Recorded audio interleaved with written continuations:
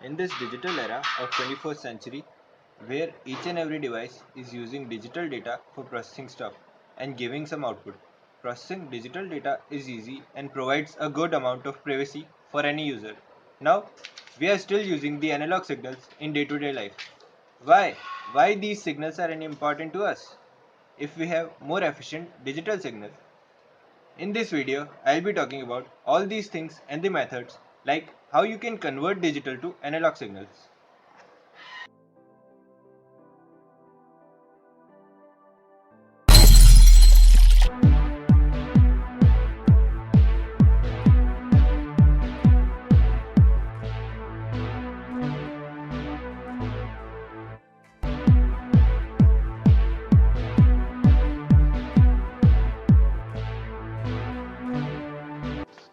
In our environment, all the things which we see, hear, or feel are analog signals. Yes, this is true. We can't deny this fact. The sound from our headphones or a speaker, which we hear in our daily life, transmitting analog signals. The screen, which we see of devices, such as smartphones, laptops, or even a TV, transmit analog signals. This is because we humans can only interpret analog signals. This is our limitation, and thus we have to convert digital information to analog signal.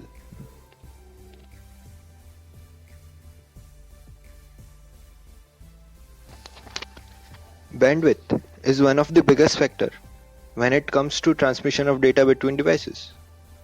It is the most expensive thing in transmitting data. Moreover, we have digital signals which use near to infinite bandwidth in order to get transmitted. On the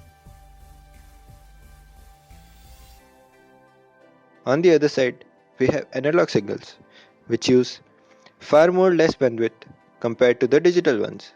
Hence, we have to convert digital to analog so that we can transmit more amount of data in a given amount of bandwidth.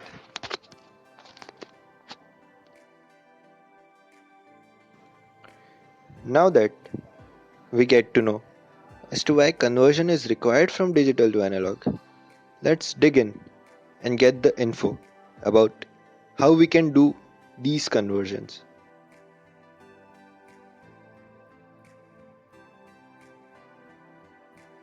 Now, as we know, sine wave have three components: amplitude, frequency, and phase.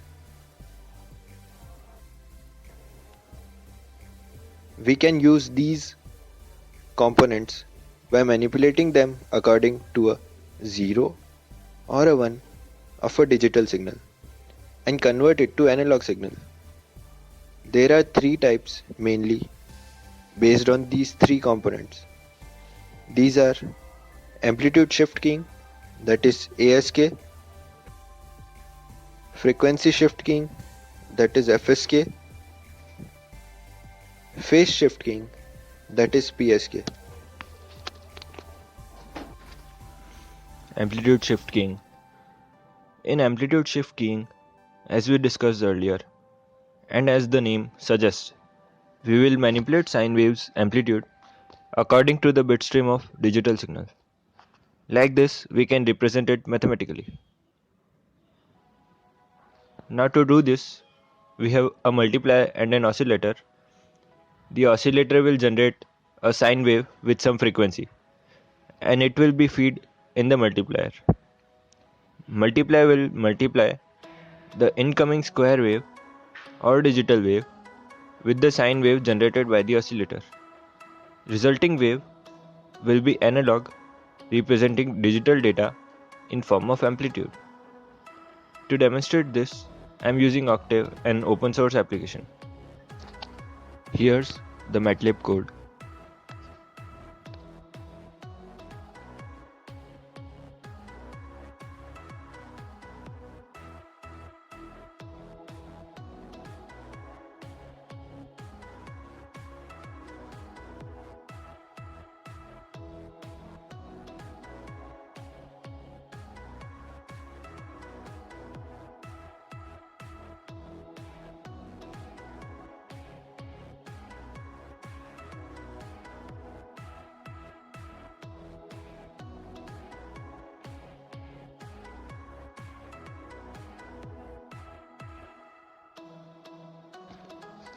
Frequency shift keying.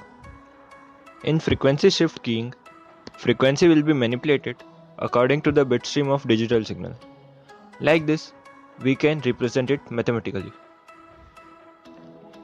To do this, we will use voltage controlled oscillator. This voltage controlled oscillator uses the digital signal as its voltage and changes the frequency of sine wave accordingly. As the digital signal vary, the frequency of sine wave will change. Resulting wave will be analog, representing digital data in form of frequency.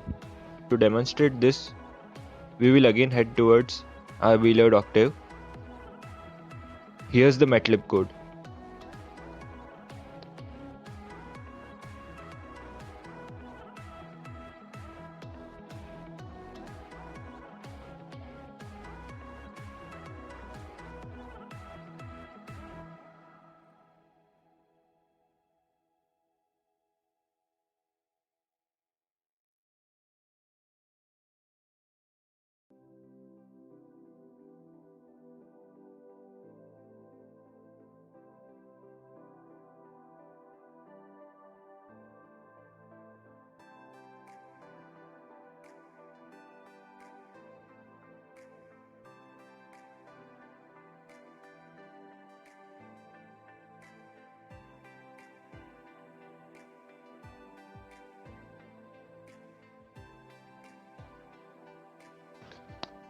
Phase shift keying. In phase shift keying, phase will be manipulated according to the bit stream of digital signal. Like this, we can represent it mathematically. To do this, we will again use the multiplier and an oscillator combination. This time, the wave doesn't have a zero voltage level, it has a negative voltage level instead. Now, the same process like ASK will occur. The oscillator will generate a sine wave and feed it in multiplier. The square wave will be multiplied by sine wave. Resulting wave will be analog, representing data in form of phase. Now opening Octave and let's have a look on the MATLAB code.